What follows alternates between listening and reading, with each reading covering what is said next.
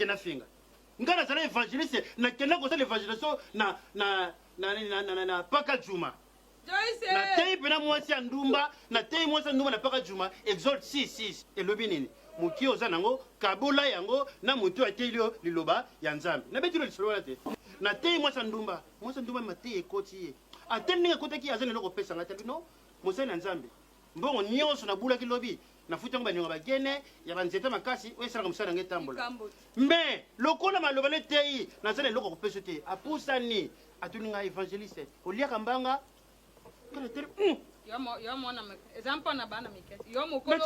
yangu toka na ti na mwana na poti mwana ya nduma zo bima na nzungu na 3 morceaux mbanga ne pinard ali mama na chauffeur evangeliste alia ngana na mbanga ya oyo na kai muzika sina miboyo leki moene lia ezate